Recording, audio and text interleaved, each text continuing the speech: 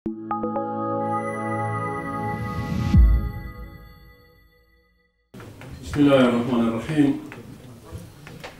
Nëse jeni të mendimit, vazhdojmë me punimet e konferencës pra Medreseja Mesme Alaudin 65 vjet në shërbim të arsimit fetar dhe kombëtar. Me radhë është seanca e 6. Në këtë seancë, sipas programit, pra do të flitet, do të trajtohen çështje me rëndësi për rolin dhe kontributin e Medresesë Mesme Alaudin, kontributi dhe pjesëmarrja e medresantëve në luftën e fundit, pastaj kumtesa që kanë bëjnë me shkrimet dhe trajtimet e Medresesë Alaudin në media vendore dhe të huaja me tekst veçantë në shtypin arab dhe bosnjak, po ashtu edhe kumtesa që kanë bëjnë me kontributin e Medresesë në diasporë dhe reciprokisht pra kontributi i diasporës për medrese, si dhe tema me tematika dhe me përmbajtje të ndryshme. Më lani që në emër të drejtorisë së Medresesë Alaudin, të gjithë dhe të përshëndes dhe të falenderoj për gatishmërinë tuaj që të pasojnë në tek të konferencë shkencore rreth 65 vjetorit të Medresesë Alaudin. Andaj si drejtori i Medresesë ndihem tepër privilegjuar se sot jam bashkërisht me juve, sikur që ishim edhe dje dhe dëgjuam shumë dhe ka shumë për të thënë rreth kontributit të Medresesë. Duke dashur kaloj më nër tek kumtesa e parë që do të jetë profesor Fahrosh Rexhepi me titullin Pjesëmarrja dhe kontributi i medresantëve në luftën e fundit 1993-1999. Përshëndes të gjithë të pranishmit, po ashtu përshëndesmi edhe panelistët, kryesinë e punës. Kumtesa ime ka të bëjë me kontributin dhe rolin e medresantëve në luftën e fundit. Jo rastësisht e kemi përzgjedhë këtë temë me këtë përmbajtje, duke pas parasysh se dhe kemi menduar se për aspekte tjera të kontributit dhe rolit të Medresesë Alaudin sigurisht se do të shkruajnë shumë studiues dhe shumë referues. Prandaj ndoshta jo shumë me dashje e kam zgjedhur këtë temë që ka të bëjë më tepër me aspektin e luftës dhe kontributit të medresantëve veçmas në luftën e fundit 98-99. Pra, është e vërtet e pakontestueshme se medreset gjatë historisë së zhvillimit të kombit shqiptar, si institucione fetare, arsimore, kulturore dhe edukative, shërbyen si vatra të arsimit dhe edukimit të brezit të ri, si në aspektin fetar, ashtu edhe në atë kombëtar e kulturor. Po ashtu, është fakti i pamohshëm se në këto vatra të arsimit mësohej shpesh herë në gjuhën shqipe dhe njëherësh kultivohej edhe dashuria e cila forconte rezistencën kombëtare shqiptare ndaj pushtuesve të ndryshëm, veçmas atyre slav të Ballkanit. Ngritja e këtyre medreseve ishte bërë në qendra të ndryshme në trojet shqiptare si në Shkup, Prishtinë, Prizren, Gjilan, Shkodër, Elbasan, Berat, Vlorë, Janin, Ulqin, Pej, Gjakov, Mitrovic dhe Ferizaj. Puna dhe kontributi i institucioneve arsimore islame gjatë shumë dekadave na rikujton periudhat e vështira të historisë tonë të vjetër dhe të re. Na rikthen pashmangshëm në shpalimin e kohës dhe ecjes së tyre rrugëve dhe shtigjeve të vështira, në për të cilat bashkë me to do të kalonte edhe fati dhe historia e mësimeve islame në Kosovë dhe në trojet shqiptare. Me përfundimin e luftës së dytë botërore, u shtru nevoja dhe u krijuan rrethana për themelimin e një medreseje në gjuhën shqipe, për nevoja të përgatitjes së kuadrave shqiptare që do të shërbenin në institucionet fetare islame në gjuhën e vendit. Në këtë periudhë, më saktësisht në vitin 1951, u themelu medreseja Alaudin, e cila do të ishte medreseja e parë në gjuhën shqipe në mbar trojet shqiptare. Hapja e kësaj medreseje në rrethonat e kohës kishte krijuar një kënaqësi të madhe tek popullata dhe ishte konsideruar si një eveniment apo ngjarje historike në zhvillimet fetare islame në mbar trojet shqiptare. Medreseja Mesme Alaudin, sa i përket kauzës fetare kombëtare, që nga viti 1981 ishte bërë një nga institucionet më të rëndësishme fetare arsimore, duke krijuar historinë e vet edhe në aspektin e ngritjes së vetdijes kombëtare.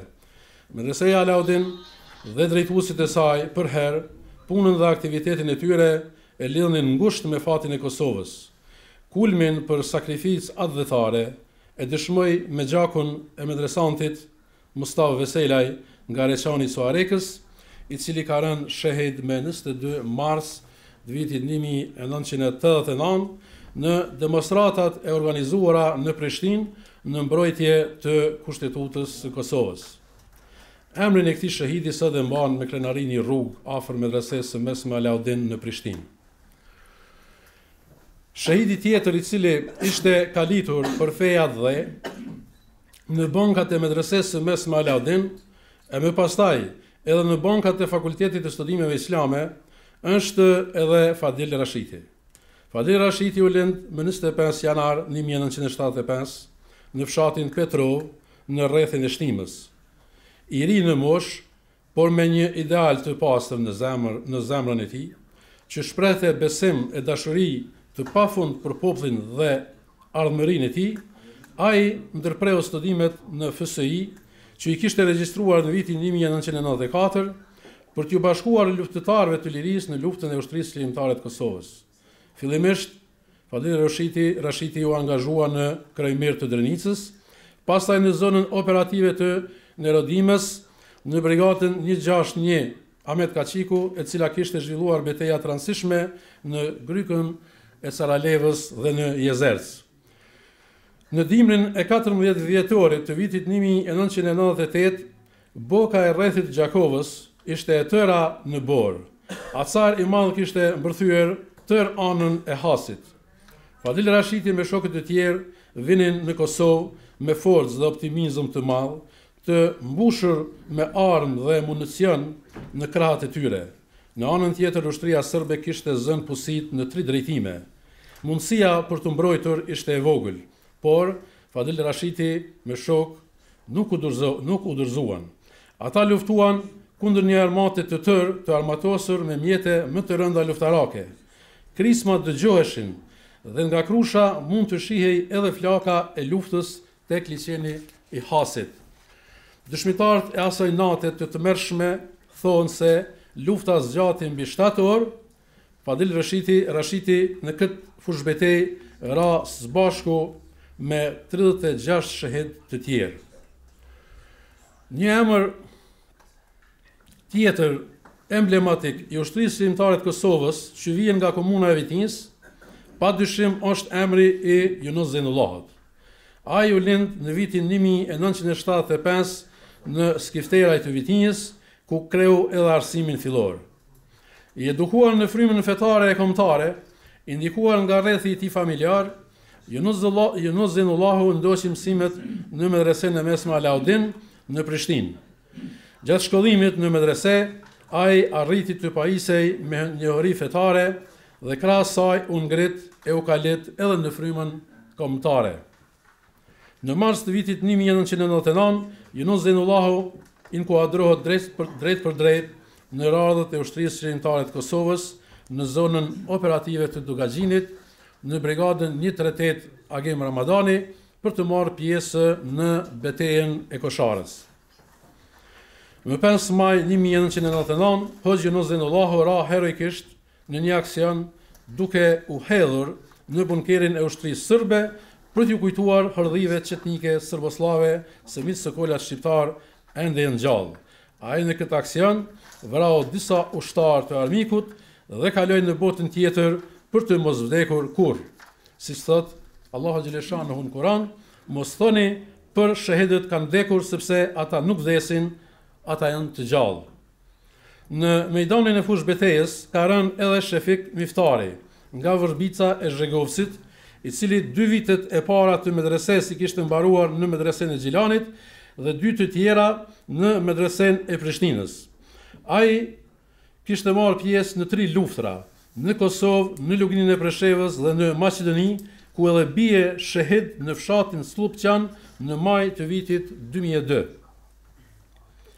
Në luftën që e kishte zhvilluar UQPMB-ja në Luginën e Preshevës, kishin marrë pjesë edhe medresantët e medreses së Gjilanit, si Edmond Isufi i Turis së Bujanovcit, Blerim Sulejmani i Koroticës së Preshevës, Irfan Hasani i Rahovicës së Preshevës, Betullah Betullahu i Konqulit, Sherif Ali Musliu i Lutovicës dhe Muhamet Gjemaili i Dobrosinit të Bujanosit.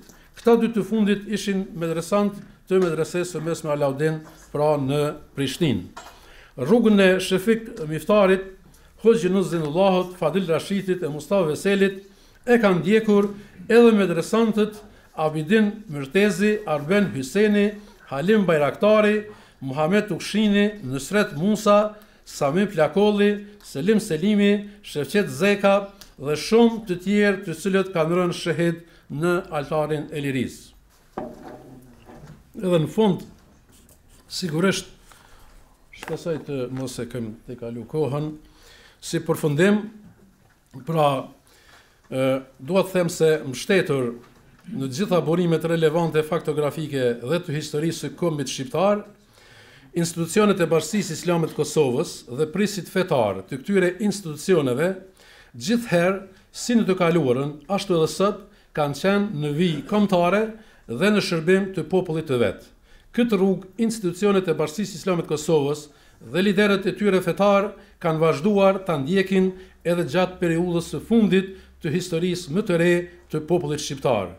Të kujtojmë me këtë rast se që nga vitet e 90-ta e deri në përfundimin e luftës së fundit në Kosovë, një numër i konsiderueshëm i hoxhallarëve kanë qenë të përfshirë në lëvizje e në parti politike, të cilat në programet e tyre kishin për objektiv kryesor lirinë dhe pavarësinë e Kosovës. Ndërsa me fillimin e luftës në Kosovë, 10 hoxhallar të tjerë apo 100 hoxhallar të tjerë kanë qenë të kyçur në radhët e ushtrisë qeverimtare të Kosovës. Institucionet e Bashkisë Islame të Republikës Kosovës, këshillat e saj, xhamati, veçmas medreseja Alaudin ishin shndruar në qendra të organizimit dhe rezistencës kombëtare. Dhe në fund, mendoj se të harrosh këtë kapitull të historisë së Kosovës dhe të mos jesh mirënjohës siç po ndodh me institucionet shtetërore të Republikës së Kosovës është më tepër se absurd dhe i padrejtë, sepse mendojmë se institucionet publike nuk po japin hapësirën e duhur dhe vendin e merituar, qoftë kontributit të medresesë së mesme Alaudin, qoftë edhe kuadrave dhe gjithë hoxhallarëve dhe institucioneve të Bashkisë Islame të Kosovës, të cilat kanë dhënë një kontribut të çmuar në këtë rrafsh. Ju falenderit.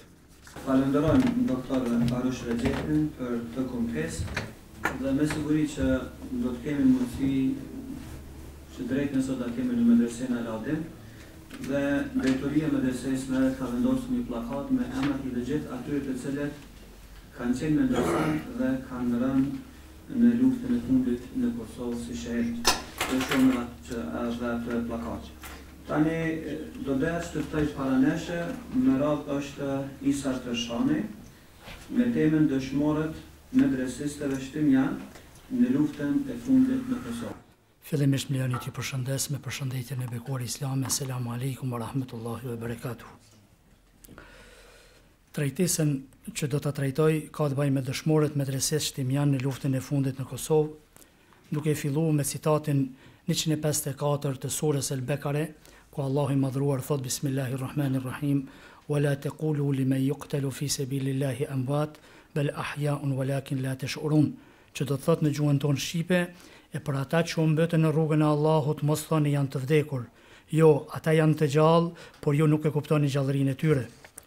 Të nderuar pjesëmarrës, roli dhe kontributi i udhëhecësve shpirtëror të kombit, si atyre musliman dhe të tjerë, nuk është trajtuar sa duhet, apo edhe i injoruar dhe në të shumtën e rasteve është harruar.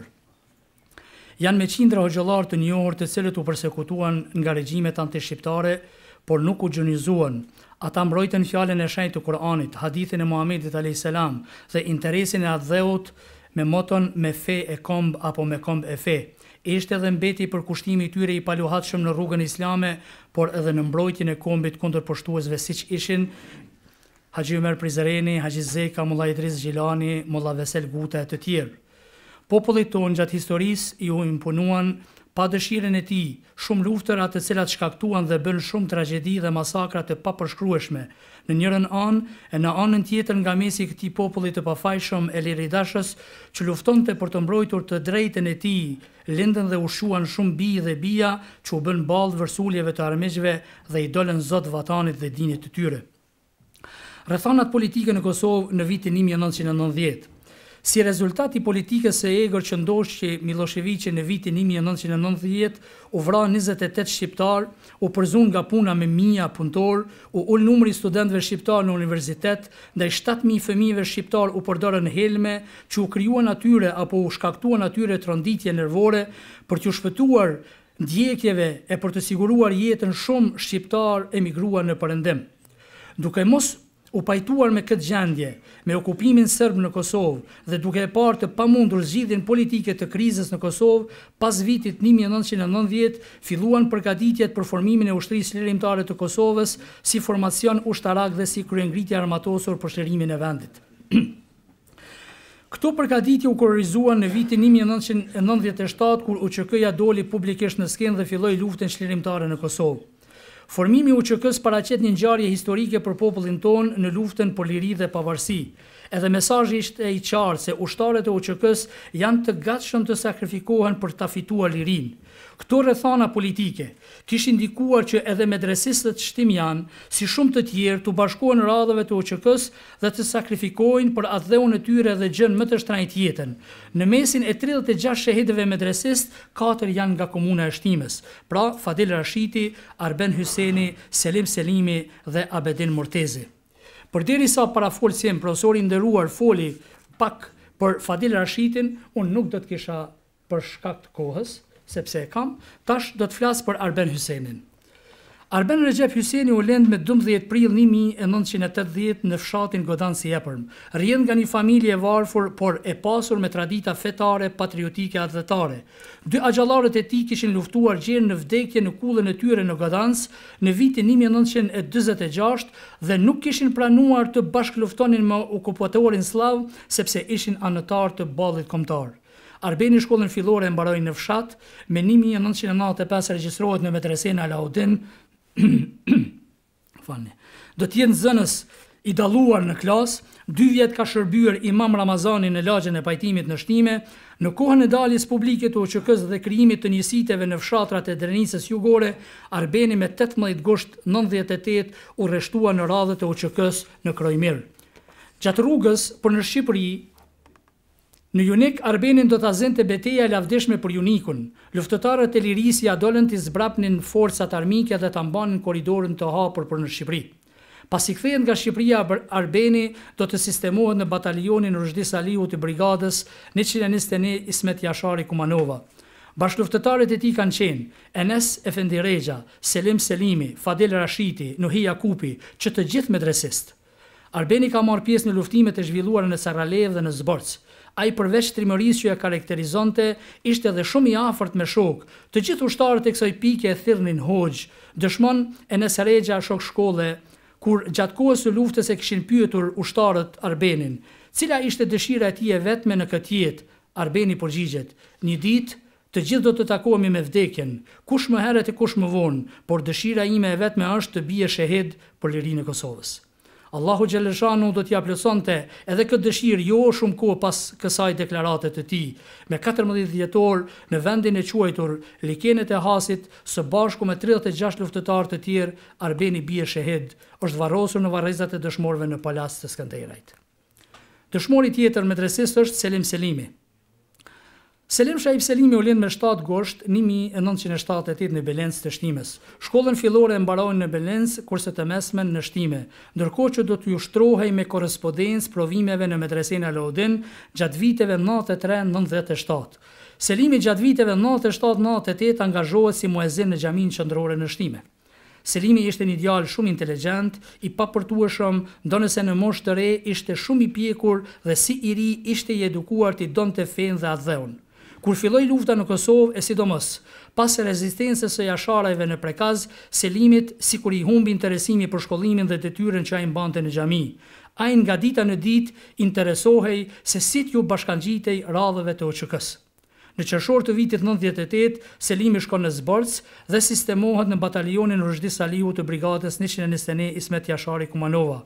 Prej kësaj kohe, xhamatlinë të xhamisë së Shtimës nuk do ta kenë rastin ta dëgjonin zërin e bukur e shumë melodik të këtij bilbili që dëgjohej larg nga zmadhuesit e minarës, por ata do ta dëgjojnë zërin e pushkës së këtij trimi të ri i cili do të përballej me gjakatarët dhe policët paramilitar. Ofenziva e 25 dhe 26 korrikut të vitit 98, Selimin do ta gjejnë në mesin e luftëtarëve të lirisë, të cilët luftonin në pozicionet e Zborcit, ku bie dëshmor Rushdi Salihu dhe plagosën 5 luftëtarë të tjerë.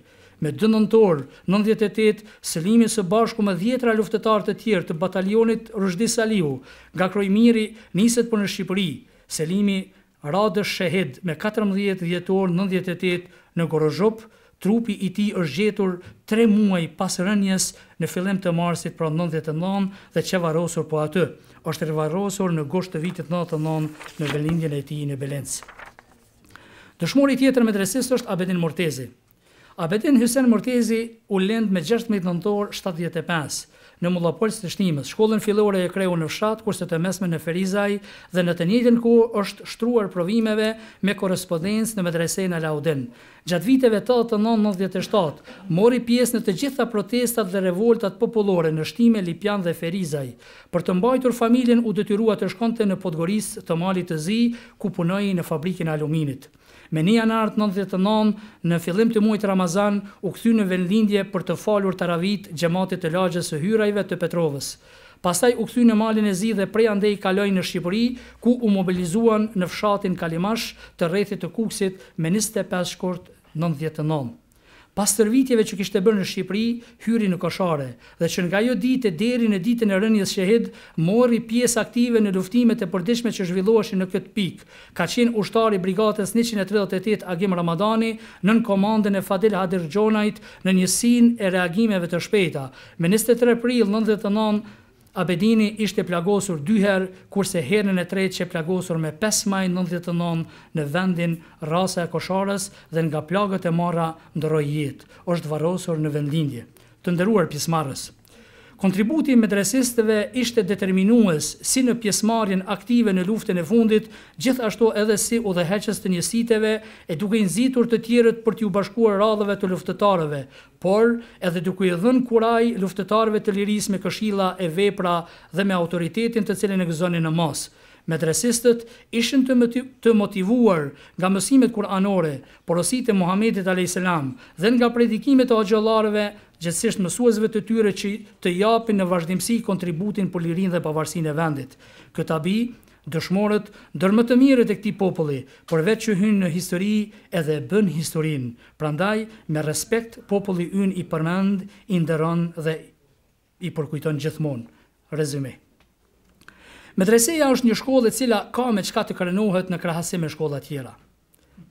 Ajo në gjuhën e saj kanë nxjerr, nga gjuha e saj kanë nxjerr shumë hoxhallar e intelektual, luftëtar e patriot, që punuan e luftuan për këtë vend të shtrejt. Me të drejtë, muftiu Naim Efendi Tërnava thot në intervistën për drita e Kur'anit numër 33 2012, citati: "Medreseja është krenaria e kombit shqiptar.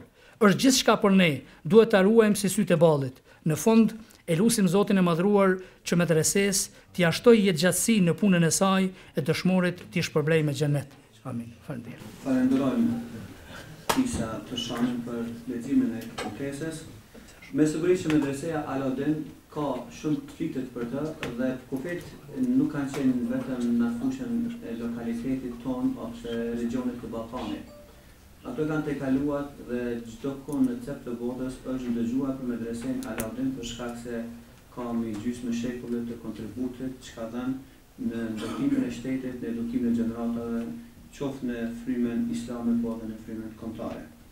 Andaj një kontribut të jashtëzakonshëm kanë dhënë shumë prej hoxhallarëve të cilët kanë qenë edhe prezantues të mirë të vlerave tona nëpër gazeta dhe shtypin arab.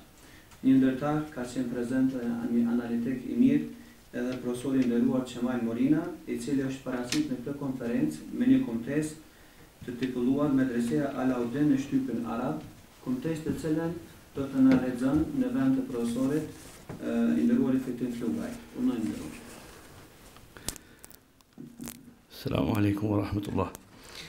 Është kënaqësi dhe është nder për mua që ta lexoj këtë kontestë profesor Qemal Morinës.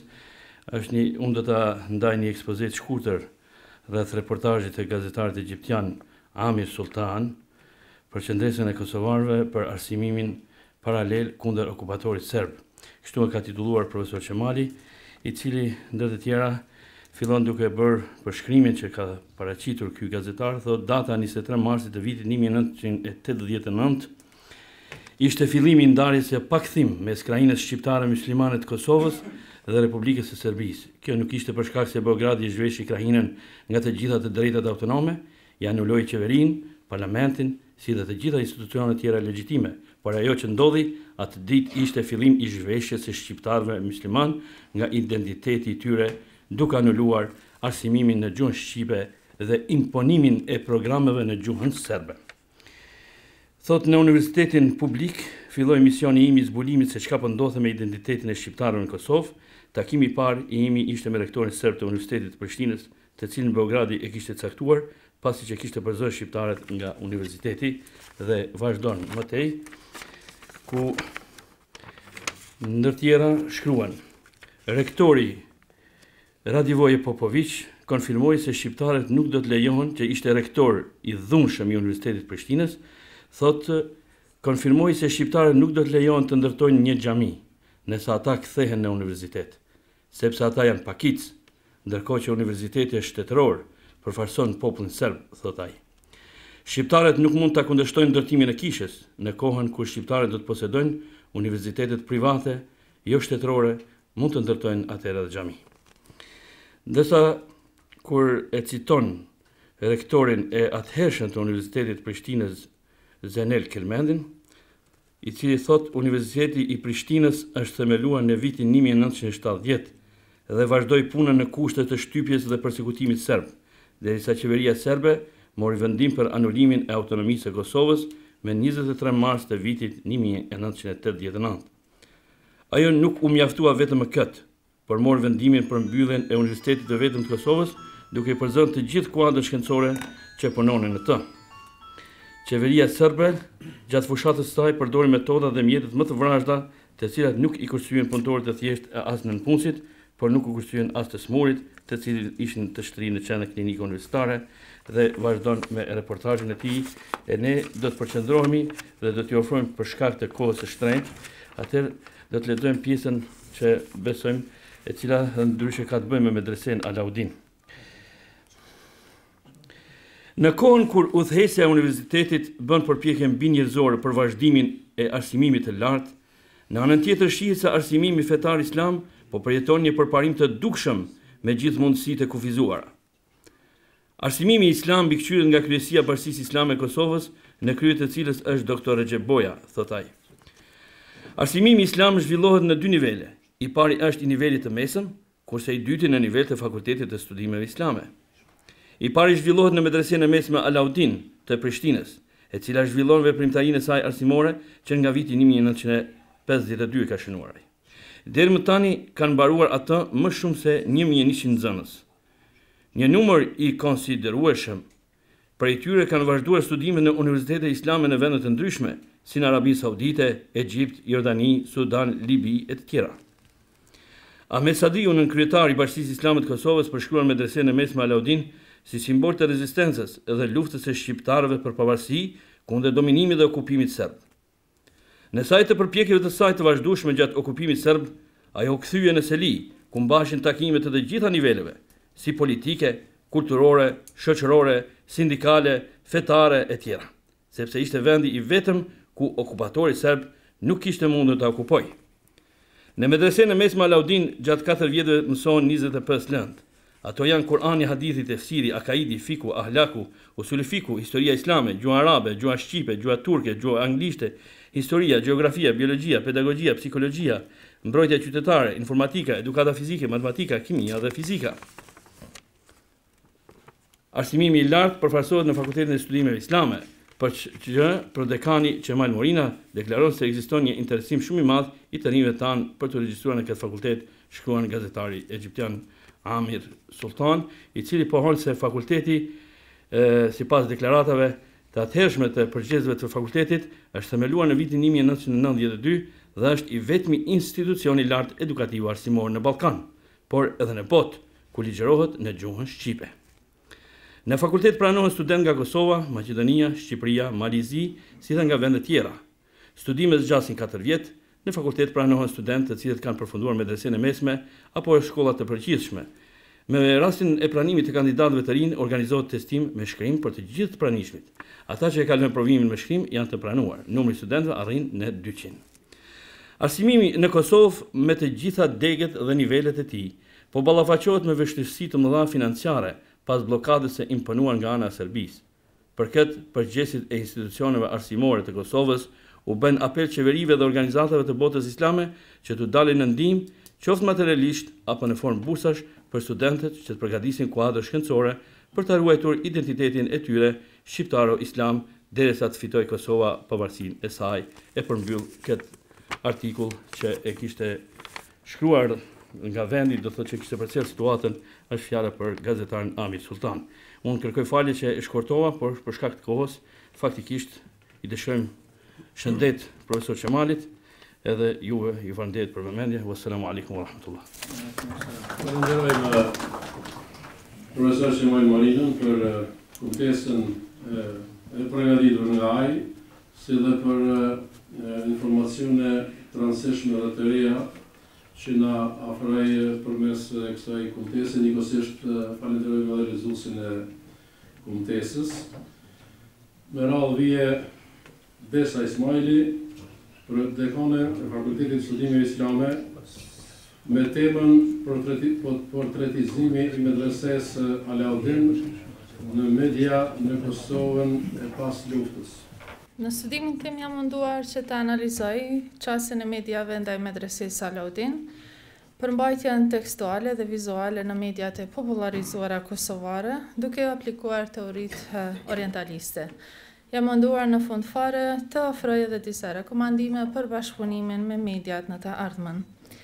Natyrisht, studimi im është bazuar në metodologji kuantitative dhe kualitative, edhe është shoqëruar me shumë diagrama dhe statistika të cilat nuk do t'i lexoj sot para jush, por do të flas për analizën tjetër të përmbajtjes së këtyre mbulesave mediale për medresen. Trajtesat e para në këtë lëmi kanë të treguar se mediat kosovare jo rallëherë kanë ofruar informacione që janë të pakta, të shtrembruara dhe tendencioze gjatë mbulimit medial të ngjarjeve apo temave që kanë të bëjnë me medresen Alaudin në Prishtinë. Ndërsa dhe interesimi dhe vëmendja e mediave për të transmetuar zhvillimet me interes të medreses nuk kanë qenë gjithmonë aq të theksuara. Kjo ilustrohet edhe me faktin se shumica artikujve që shfaqeshin në media përmbajnë vetëm foton e objektit fizik të medreses, sikur ajo të ishte një monument i vdekur dhe jo një institucion, dhe nuk ka ndonjë fotografi të personaliteteve që udhëheqnin atë, apo të nxënësve të saj, apo diçka që do të pasqyronte një jetë që zhvillohet brenda këtij institucioni. Faktori njeri anashkalohej, përfshir edhe tregimi për veten e saj.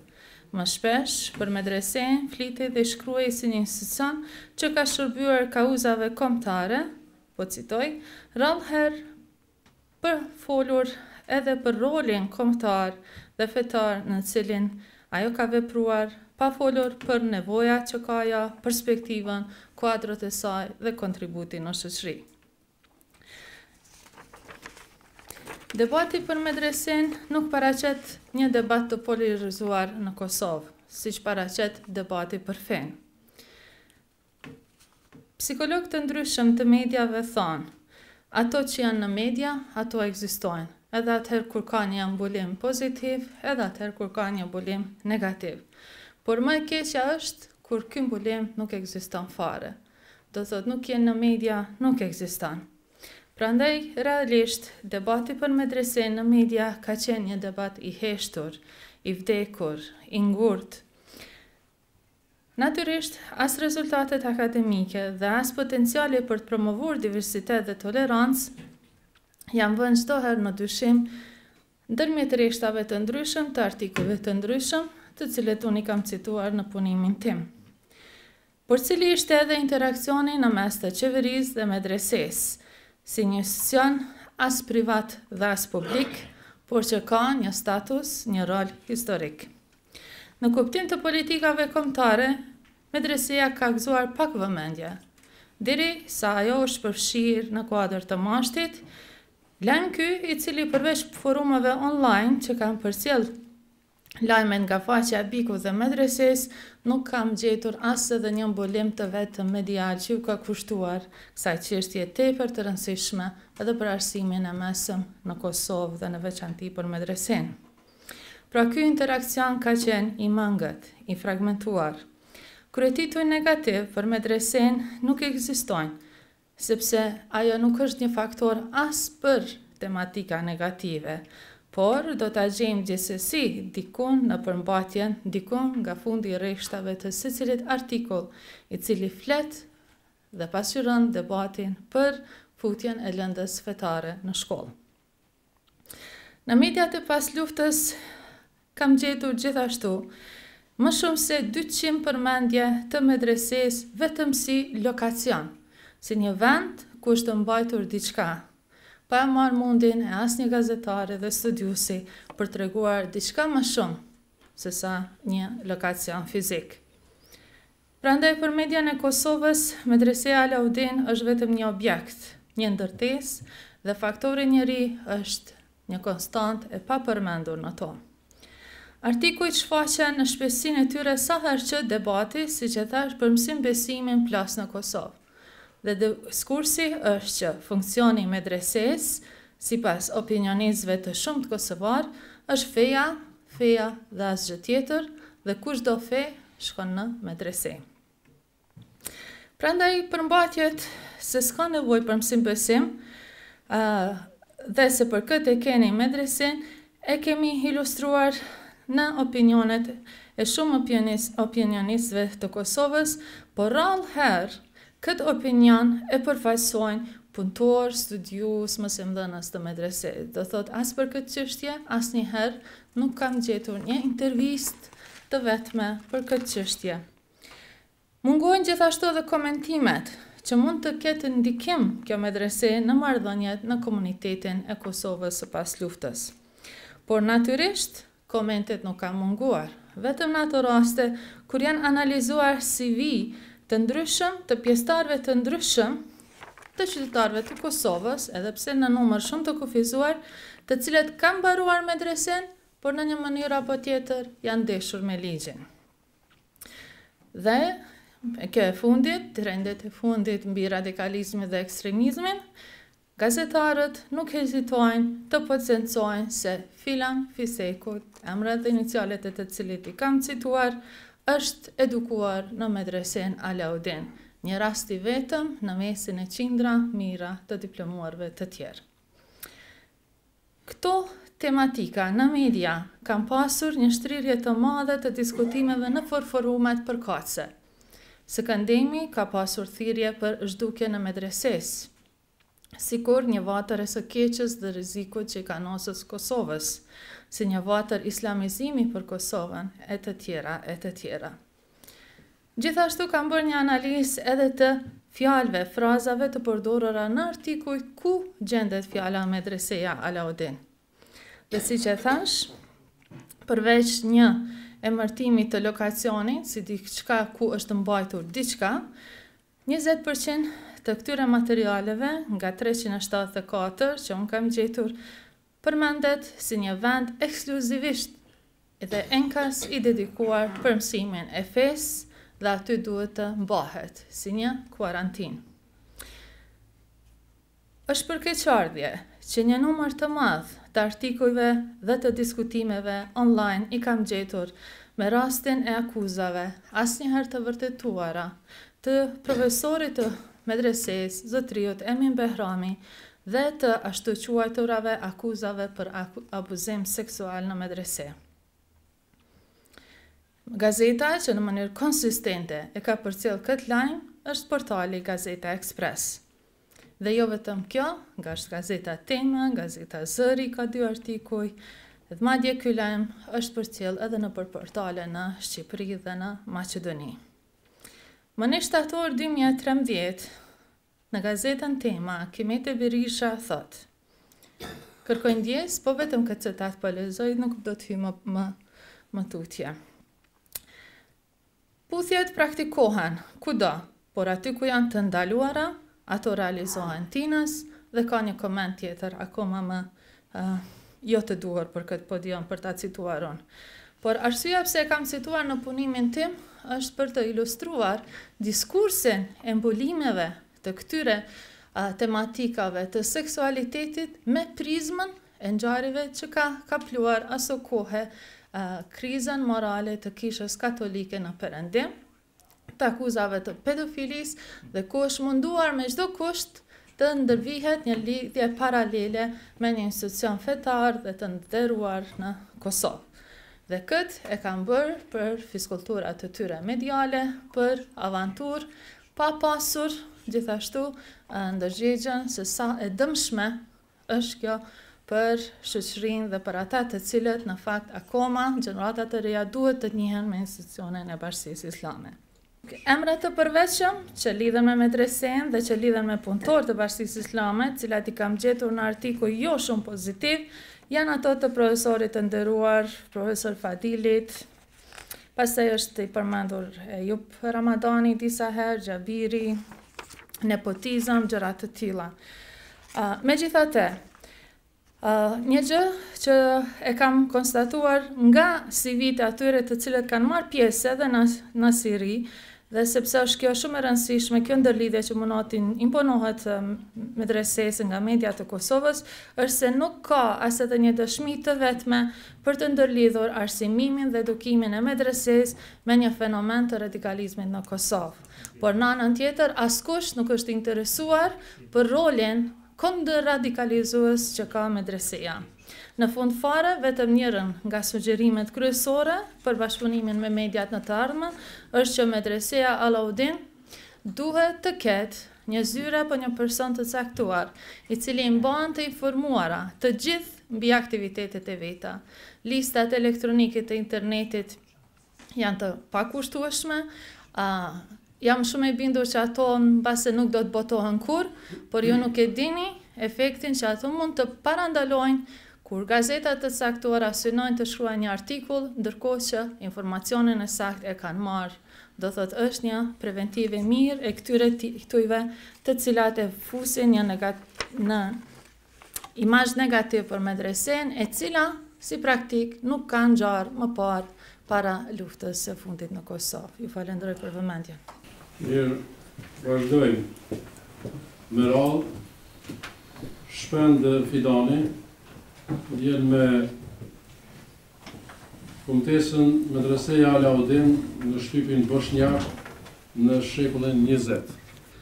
Të nderuar profesor të pranishëm, pas luftës së ditë botërore ose në periudhën e themelimit të medresesë Alaudin në Prishtinë 1951, muslimanët ose shqiptarët nga Kosova ishin pjesë e institucionit fetar të përbashkët për gjithë muslimanët në ish Jugosllavinë. Revista zyrtare e Bashkisë Fetare Islame ose më vonë Bashkisë Islame, në atë kohë ishte revista me emrin Glasnik. Numri i parë i kësaj reviste doli në janar 1933. Revistën e themeloi Këshilli i Lartë i Bashkisë Islame në Beograd. Pas një ndërprerje prej 5 vitesh, revista Glasnik përsëri filloi të publikohet në vitin 1950. Revista Glasnik vazhdon të publikohet rregullisht edhe në ditën e sotme. Në revistën Glasnik publikohen rregullisht tema fetare, shoqërore dhe aktivitete në lidhje me institucionet ose organet e Bashkisë Islame. Bashkëpunëtor të rregullisht ku i kanë publikuar punimet e tyre kanë qenë reis ulemat, muftit, kryetarët e këshillave, muderisat, imamët, muallimët, studentët, nxënësit e medresesë dhe shumë të tjerë. Kështu që gjithë aktivitetet e jetës fetare në Kosovë në këtë periudhë kanë qenë të publikuara në revistën Glasnik të Bashkisë Islame. Në shekullin 20, Bashkia Islame në Jugosllavi ka pas edhe publikime tjera, për shembull Takvimi, por vetëm revista Glasnik kishte tekste të cilat trajtonin çështjet e arsimit fetar dhe gjendjen e medreseve. Ekspozen do të ndaj në 2 pjesë. Pjesa e parë janë raportet nga Medreseja Alaudin, të cilat janë publikuar në revistën Glasnik, dhe pjesa e dytë janë vizitat zyrtare të reis ulemas Medresesë Alaudin në Prishtinë. Raporti nga Medreseja Alaudin në revistën Glasnik. Në mesin e shekullit 20, ku themelua Medreseja e ulët Alaudin, media zyrtare për të gjithë muslimanët në ish Jugosllavin, ashtu edhe për muslimanët shqiptarët nga Kosova, ishte revista Glasnik e Bashkisë Islame. Revista Glasnik është shtypur në Sarajevo. Raportet të cilat janë publikuar në gjuhën bosnjake në shekullin 20 në lidhje me Medresën Alaudin, përmbanin informata për gjendjen e medresesë, fillimin e mësimit, muderisat të cilët kanë dhënë mësim, lëndët e mësimit, kushtet e punës, emrat e nxënësve dhe sukseset e tyre, ishin disa nga informacionet të cilat i përmbante raporti zyrtar i Medresesë Alaudin në gjuhën bosnjake. Në mesin e atyre që kanë shkruar ato raporte, në revist Glasnik shekullin 20 në gjuhën bosnjake kanë qenë Hafiz Bajram Agani, Muharrem Adili, Ahmed Mustafa dhe Kasim Haxhiç. Nga këto raporte mund të vërejmë detaje shumë interesante për gjendjen e medresesë, për shembull për pastërtinë e akomodimit, klasave dhe oborit të medresesë, për vonesën e mësimeve në medresen për shkak punëve të ndryshme të muderisëve dhe suksesin e nxënësve e tjera. Si shembull do të sjellim tekstin i cili flet për punën në medrese në vitin e parë pas themelimit, vitin shkollor 51-52. Teksti e ka titullin Puna në medresen e Prishtinës. Nën titujt janë gjendja materiale e shkollës, gjendja organizative, edukimi dhe mësimi dhe nxënësit. Autori i tekstit është Ahmed Mustafa.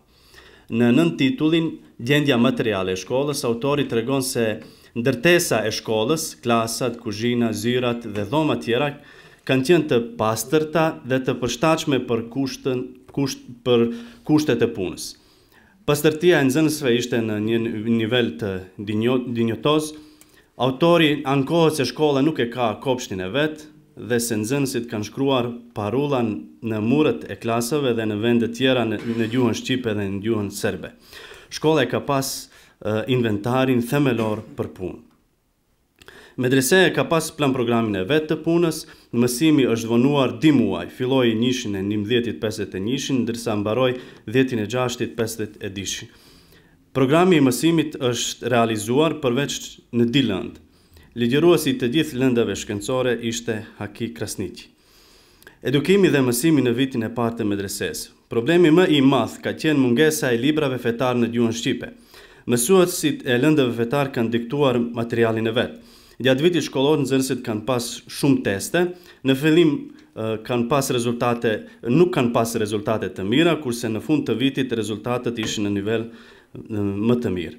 Disiplina ishte shkëlqyeshme, ndërsa sjellja ka qenë në nivel të kënaqshëm.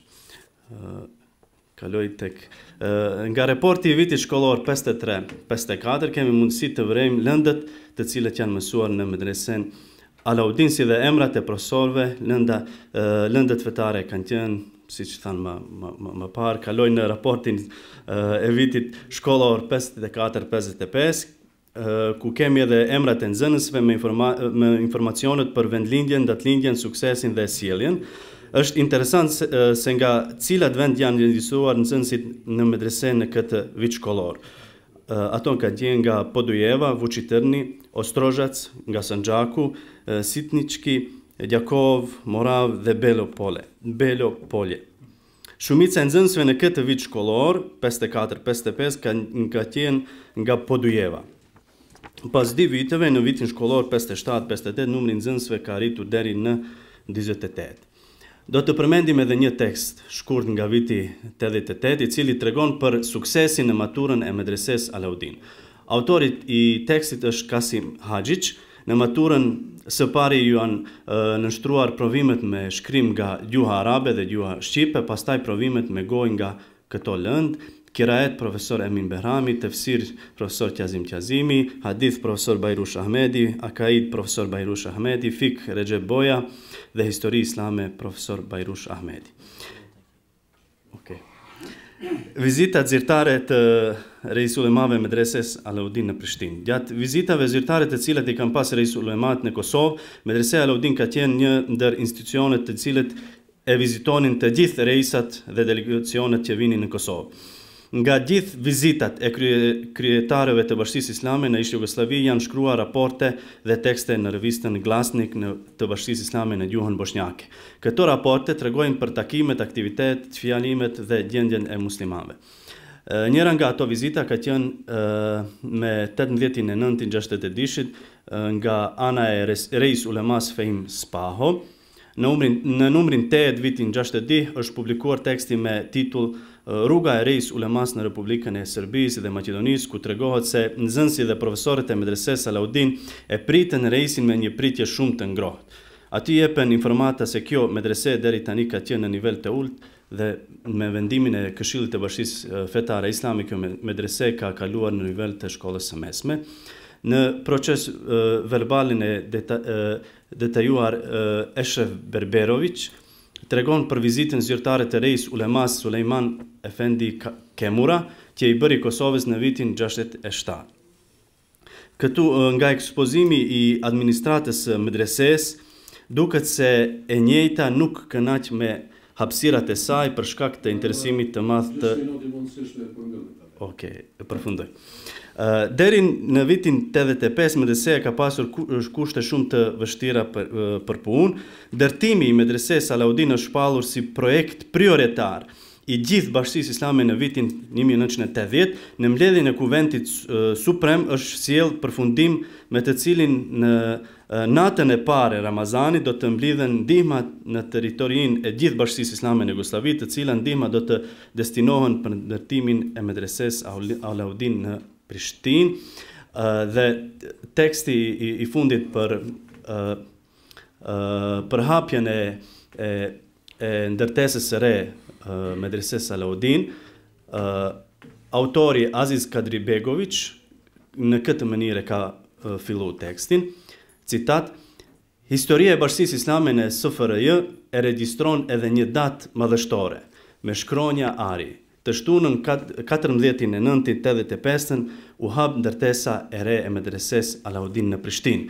E ky tekst mbaron me këtë fjalë: një gjë është e sigurt, me ndërtesën e re medreseja Alaudin, po edhe Bashkia Islame në përgjithësi, ka bërë një hap të madh në zhvillimin e vet. Jehona e këtij hapi, me ndihmën e Allahut, me krenari do të jehon me ardhmëri.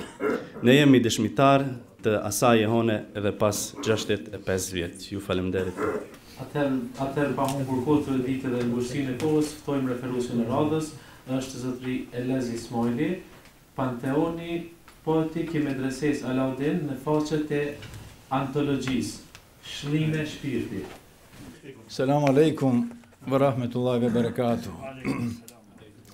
Kryesi e nderuar e punës, të nderuar pjesëmarrës. Medresja mesme Alaudin i mbushi 65 vjet pune të suksesshme në arsimimin e gjithëmbarshëm të popullit tonë dhe mban të ndezur fanarin e dijes dhe të besimit në mbar troje shqiptare që nga gjenerata e parë deri më sot. Ky përvjetor është një jubilej i artë i kësaj vatre arsimore që përhapi dritën e Islamit dhe që ndriçoi dhe ndriçon edhe sot si në Kosovë, në Shqipëri, në Maqedoni, në Maltëzi, në luginën e Preshevës dhe në diasporë, dhe se ka përmbushur plotësisht përcaktimet programore në mbëltimin e Islamit të pastër, mbi parimet kuranore dhe postulatet e haditheve të Muhammed Mustafas dhe të ixhmai i ummetit. por jo vetëm kaq. Në ditët e katërt e fundit, për çka edhe ne, ish nxënësit e kësaj medrese, jemi dëshmitar të gjallë se kjo medrese ka luajtur rol historik edhe në vënien e themeleve të shtetësisë së Kosovës së pavarur. Nuk e zgjodha rastësisht titullin Panteoni Poetik, sepse nga ky tempull i dijes dhe poetikës antikitetit desha të bëjë një lidhje ndërmjet epokës antikitetit dhe asaj që njohim nga historia për shumë shekuj më vonë si epokë e kulturës dhe qytetërimit islam, desha të përcjell simbolikën e atij fanarit ndërques që në kujtesën tonë ka kaluar edhe në medresen Nidhamie të kohës së Nidhamul Mulkit, në Azherin e famshëm, në Andaluzinë evropiane, por edhe në shkollat mulkije, në të cilat kanë mësuar dhe janë përgatitur veprimtarët tanë më të shquar që nga lidhja e Prizrenit deri në shpatin e pavarësisë. Përgjigjja është logjike. Medresja Alaudin që nga mesi i ditë i viteve të 60-ta kreu të njëjtin mision shoqëror dhe fetar, përgatiti dhe përgatit edhe sot imam, vaiz, mualim, hatib dhe përmbar trevat shqiptare dhe sot për sot kuadri fetar, qoftë në miftini, qoftë në për medrese, apo në për institucionet e tjera të bashkësive islame, janë kuadro që kanë dalë nga bankat e kësaj medrese. Madje në një numër i konsiderueshëm ish medresantësh janë inkuadruar edhe në për institucione shkencore, arsimore, politike, diplomatike, varësisht nga përgatitja e tyre universitare. Por jo vetëm kaq. Edhe sot e kësaj dite, sa herë që na bie ndërmend kjo medrese, nuk mund të që këtij shkrimi mos i jap edhe një ton emfatik, na dalin parasysh medreset e Beratit të kohës së Ibrahim Nezimit, në shkrimin e cilit përmendet një numër i konsiderueshëm i medreseve, si dhe medreset e panumërta të qyteteve më të zhvilluara shqiptare, nga të cilat dolën poetët më në zonë të asaj kohe. Por kënaqësia jonë më e madhe ka qenë se kur lexonim shkrimet e shkrimtarëve tanë të epokës së Betezhinëve dhe më vonë kuptonim se mësimet i kishin marrë nëpër medreset e kohës, ose aq më ëmbël tingëllonin fjalët se mësimet e para i mori nga hoxha i fshatit, ose nga hoxhallarët. Ju kujtohet një shkrimi i Naimit, që në për familjet e njohura, për gjaksinë e tyre, u mësonin fëmijëve të tyre njohurit e para të fesë, por edhe arabishten, turqishten, persishten, dhe që më vonë këto mësime u hapnin horizontet e gjëra për njohjen e poetikës, së shkëlqyer të nënqjellit poetik të lindjes. E bëra këtë hyrje vetëm e vetëm për të vënë në spikam të vërtetën që është ngulitur në qenien tonë se edhe medresja Alaudin ka mbjell po të njëjtin perceptim ndaj poetikës dhe artit letrar në përgjithësi. As pak nuk është për të habitur se vargani i poetëve të kësaj medrese ka nisur që nga gjenerata e parë deri më sot. Ky fakt mes tjerash më dha shkas që në antologjinë time Shëllim me shpirti të inkorporoj emrat e afro 30 autorëve që dikush më shumë e dikush më pak, dikush vetëm simbolikisht kanë siguruar vend nderi në këtë antologji. Poezit e medresantëve tanë që shtrihen në harkun kohor 65 vjeçar paraqesin ruaza të arta në gjerdanin e fildisht të letërsisë sonë bashkohore. Poezit e këtij brezi, me të drejtë mund të konsiderojmë si një kumd shpirtëror, ku ndërthuren në harmoni të plot ëndrat dhe realiteti, jetësoria, toksoria dhe transcendentalja, edhe pse autorët e këtyre poezive nuk kanë pretendime të bëhen poetë të mëdhej, por kumti i tyre shpirtëror, verbi poetik që e përmendëm më lart, përkon me tendencën për një formim të pjekurisë të tyre poetike që nesër apas nesër shfrimi i tyre poetik të tërheqë mendjen e lexuesit. Poezit e bashkollarëve të mi konfirmojnë një të vërtet të pamohueshme, se prishit fetar gjithmonë i kanë kushtuar vëmendje të veçantë çështjes së besimit, përcjelljes amanetit hynor, pa lënë anash problemin madhor etnik shqiptar, dramën e llahtashme të trungut kombëtar për t'u bërë ballë aspiratave glabruese të fqinjve tanë, nga njëra anë, kurse nga ana tjetër dënojnë politikën në ratës mbaruese të qarqeve reakcionare, etnocentrike, panslaviste, siç do të shprehi Hafiz Ali Korça. Autorët që i kam njohur, poezitë të tyre i kanë shkruar qish si nxënës të medreses. Edhe pse nuk kanë pasur ndonjë përgatitje teorike rreth vargënimit, por fare let mund të jetojmë se i kanë po të njëjtat elemente estetike të metrit, të rimës, të ritmit, të semantikës, të muzikalitetit, dhe të gjitha janë në harmoni të plot me formën poetike që ka zgjedhur autori dhe të gjitha së bashku vijnë në shërbim të idesë a mesazhit të vargut poetik dhe që mbar poezinë e bën të arrir artistikisht. Dallimi më i madh qëndron në faktin se në poezinë e medresantëve dominon përndritja fetare, që e dallon rëndësisht nga poezia që karakterizohej në ato vite nga afetaria dhe që duhet të përmbushte parimin e ideshmërisë dhe partishmërisë në art dhe në jetë. Këto parime nuk janë përfillur asnjëherë nga medresantët, as atëherë as sot.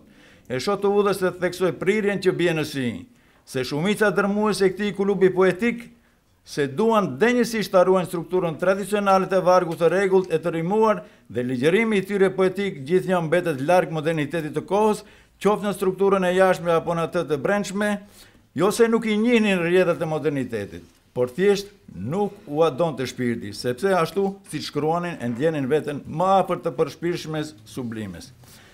Ky fenomen letrar do të jetë me interes të veçantë që të studiohet me akrip të mirëfill shkencor dhe të zbulohet se pse shokët tanë nuk ranë në ndikimin e hermetizmit azam ose të ndonjë forme tjetër letrare që me kohë u doli boja.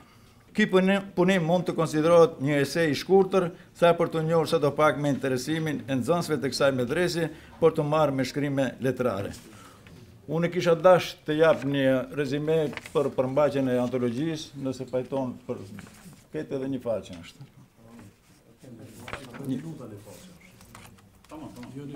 Po ta shkurtojnë ditë. Në këtë antologji janë përfshirë krijimet poetike të autorëve të traditës sonë letrare, në të cilat ka dominuar elementi fetar e përshpirtnia sublime transcendentale, që ka karakterizuar mbar veprën poetike të tyre, madje ky ofrim vazhdon edhe sot e kësaj dite kryesisht nga poetë që ndjejnë në shpirt lidhshmërinë me krijuesin, frymëzuesin, dashuruesin e së bukurës në ardhën e jetë. Në përzgjidhjen e këtij materiali kam dashur në radhë të parë të prezantoj poezi që ngërthejnë anën sublime të shpirtit poetik islam dhe që kritika jonë letrare nuk ua ka dhënë vendin e merituar në historiografinë e letërsisë sonë. Në mas të konsiderueshme kam përfshirë penat poetike që kanë dalë nga bankat e medreses Alaudin, por edhe të medreseve tjera që funksionojnë sot qoftë në Kosovë, në Maqedoninë, Shqipëri e Gjetiu. Në këtë kumtes do të prezentojnë nxënësit e medresës Alaudin që janë përfshirë në antologjinë Shëllimi i Shpirtit, duke ofruar edhe disa të dhëna në formë të skicuar për interesimin e tyre të drejt për drejt në fushën e poezisë dhe angazhimin e tyre në veprimtari të ndryshme shoqërore, fetare, publicistike dhe shkencore. Dhe për fund, autorët e përfshirë në këtë antologji i kam radhitur në bazë të moshës, respektivisht duke filluar nga gjenerata e parë me Fetime Diun, për të vazhduar pastaj me autorë të tjerë të gjeneratës së mëvonshme, siç janë Xhevat Xhoxhaj, Recep Ukalli, Ali Ademi, Qemal Morina, Recep Elezaj, Abdurrahman Bilali, Ali Vezaj, Mahir Hasani, Ahmet Plana, Sabri Bajgora, Ramadan Shkodra, Besnik Jaha, Emine Vezaj, Emine Bajrami, Ilmi Rejepi, për të cilët do të paraqes vëretimet e mia në lidhje me poezinë e prezentuar. Ftojmë referuesin e radhës, profesorin e medresesë Alaudin, profesor Samir Ahmeti, me temën Roli dhe kontributi i medresesë Alaudin në formimin e drejtë të albanosferës rreth historisë islame. Bismillahirrahmanirrahim. Alhamdulillah, wassalatu ala rasulillah. Nderuar kryesi e punës dhe ju të nderuar të pranishëm.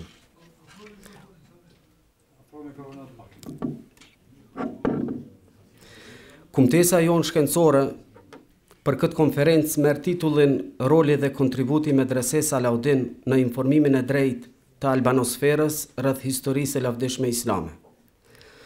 Medreseja Alaudin në Prishtinë, në cilësinë e një vatre të dijes islame që nga themelimi i saj deri më sot llogaritet njëra prej institucioneve kryesore arsimore islame, e cila ofron mundësinë e pajisjes me njohuri të mirëfillta nga lëndët mosimore islame. Prej këtyre lëndëve ishte edhe historia islame, e cila çmohet për ndikimin e frytshëm në shtresat e popullit në të rojet tona shqiptare. Pra medreseja Alaudin, ashtu siç luajti një rol shumë përfshirës në mësimdhënien dhe mësimnxënien e lëndëve fetare islame, ajo pati rastin të kontribuojë edhe në informimin e drejtë të popullit tonë rreth historisë së lavdishme islame. Përvetësimi të cilës lënd lehtësonte edhe kuptimin e lëndëve të tjera islame, ndërsa mosnjohja dhe mosmësimi i saj do të shkaktonte paqartësi në mësimin e drejtë të lëndëve të tjera islame dhe do të nxiste huti për të nxënit e tyre. Pikërisht për këtë dhe arsye të tjera, medreseja Alaudin ofroi mundësinë e mësimnxënies së historisë islame që jo vetëm nxënësit, por edhe xhamati të mishërohen me këtë histori të lavdishme islame, e cila burimin e ka në Kur'an në fjalën Allahu xhalla shanu. Me këtë trajtesë shkencore kemi për qëllim kristalizimin e rolit të institucioneve tona fetare, saktësisht medresesa Alaudin në përhapjen e mësimeve islame në trojet shqiptare, veçanërisht të historisë së lavdishme islame. Plan programet dhe tekstet shkollore. Me këtë pikë kemi për synim të shfaqim një pasqyrë domethënëse të plan programeve të lëndës së historisë islame, teksteve të përdorura si referencë ose libra shkollor dhe fondin e orëve. Këto elemente të kësaj pike mbi të gjitha qartësojnë rolin e teksteve dhe plan programeve në informimin e drejtë rreth historisë islame, gjithherë duke u bazuar në argumente dhe materiale faktike nga dietarët e medresesë, që nga themelimi i saj deri më sot 1951-2017. Mësimdhënësit e lëndës së historisë islame në medresën Alaudin. Me të drejtë mund të theksohet se të gjithë mësimdhënësit e medresesë Alaudin ishin pishtarët e dritës islame në tërë albanosferën tonë. Kontributi i tyre rrezatoi bindshëm jo vetëm tek nxënësit e medresesë, por edhe tek xhamati kudo në xhami, mexhlise apo organizime të tjera në trojet shqiptare dhe gjetio. Mësimdhënësit e periudhës së hershme të lëndës së historisë islame, natyrshëm se nuk kishin kualifikime apo specializime enkas për historinë islame, sepse si të tilla ato u mundësuan vetëm pas disa dekadave për studiuesit shqiptar. Megjithatë, ata zotronin dhe kishin kompetencë të lartë shkencore që të mësonin nxënësit e tyre rreth historisë islame. Medreseja Alaudin përgjatë rrugtimit të saj edukativ arsimor dhe brenda 65 viteve të saj historike kishte gjithsej 10 mësimdhënës të shquar të lëndës së historisë islame. Prej tyre ishin edhe Ahmet Efendi Mustafa, Hafiz Muharrem Efendi Adili, Sherif Efendi Ahmeti, Bajrush Efendi Ahmeti e të tjerë. Shtrembrime tendencioze rreth historisë islame dhe roli i medresesë përballë tyre. Populli shqiptar në shumicën e periudhave historike ka qenë informuar drejt rreth fakteve të historisë islame, por kjo nuk nënkupton që her pas here nuk I është nënshtruar përpjekjeve tendencioze për shtrembrim dhe keq informim. Këto përpjekje zakonisht bëheshin më të zëshme në periudha të zymta historike, ku sistemi politik kishte raporte antagoniste me fenë. Kushtu ndodhi gjatë periudhës së sistemit komunisto-socialist, medreseja kishte fatin që të themelohej në këto epoka të zymta të historisë për shqiptarët. Trajtesa jonë para së gjithash synoi që të vënë në fokus vetëm disa nga ato shtrembrime që janë instaluar në mendësinë e popullit shqiptar e të cilat kishin të bëjnë me tematikat e historisë islame. Në thelb të këtij shqyrtimi është gjetja e filleve të këtyre mendimeve dhe opinioneve tendencioze si dhe qartësimin e rolit të medresesë në zbardhjen e brishtësisë së tyre. Si mostër për të argumentuar këtë kategori të përpjekjeve të orientalistëve jo musliman që synonin shtrembrimin e historisë islame e që tek ata ishte shkenca më e studiuar ndër shkencat islame, e veçanërisht biografia e Muhamedit alayhis salam, e që të gjitha këto ide pa dyshim se ishin tendencioze e këto para josh po vë theksin vetëm mbi këtë realitet. Pra, disa individ kanë tentuar ta përshkruajnë Muhamedit alayhis salam me cilësi që nuk përkohen me personalitetin e tij. Andaj, medreseja, përmes informimit të drejtë rreth historisë islame, ka hedhur poshtë këto përpjekje tendencioze. Asnjë personalitet I lindjes apo I perëndimit edhe gjatë tërë historisë e njerëzimit, nuk ka përvetësuar interesimin e mendimtarëve dhe studiosëve të nacionaliteteve dhe orientimeve të ndryshme të tyre, ashtu siç ka përvetësuar personaliteti i Muhamedit a.s. Andaj atë shumë e kanë studiuar personalitetin dhe misionin e tij, saqë është e pamundur të informohemi për sasinë e asaj që është shkruar apo është thënë rreth tij. Pra misioni Muhamedit a.s. që nga paraqitja e tij ka tërheqë vëmendjen e studiosëve, madje edhe pas vdekjes së tij ka rrëmbyer majet e pendave të mendimtarëve. Kështu do të vazhdoj trendi të interesuarve për të studiuar dhe më pas edhe për të shkruar rreth personalitetit të Muhamedit a.s. dhe të çështjes së misionit të tij, e që ky trend nuk do të bie kurrë derisa të ekzistojë kjo botë. Rezultatet që burojnë nga trajtesa jonë shkencore, në bazë të asaj që arritëm të pasqyrojmë prej hulumtimit tonë rreth kësaj teme, mund të konkludojmë se rezultatet kryesore që kemi planifikuar t'i qesim në pah janë si në vijim. Medreseja Alaudin ka ofruar mësimin e ndërgjegjshëm të historisë islame, si mundësi përcaktuese e ngritjes arsimore të popullit shqiptar. Mësimi i historisë islame në Medresen Alaudin të gjithë nxënësve u ka dhënë një pasqyrë të gjallë të realitetit në të cilin është zbatuar Islami. Përmes mësimit të historisë islame, nxënësit janë frymëzuar dhe motivuar për të ardhmen në dritën e reflektuar islame.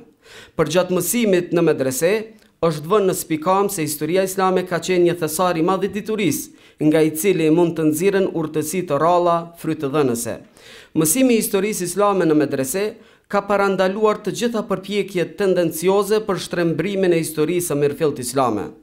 Në fund, nuk do të zgjas më shumë, me që kjo kumtesë shkencore do të botohet në variantin e zgjeruar, ku do të keni rast edhe ta lexoni më gjerësisht. Krejt në fund ju falenderoj dhe lusë Zotin Xhallashanuhu t'ju begatoj me mirësitë e tij. Falenderoj profesorin e nderuar. Tani sipas radhës është Fitim Veliu, por kanë ndruar vendet me profesorin Ahmet, kështu që në seancë profesori Ahmet ta ftojmë. Po si duket edhe ai nuk është kështu, kështu që na po e mbyllim seancën e 6 dhe e përgatitemi tani për namazin e xumos, kurse seanca e radhës fillon në ora 14.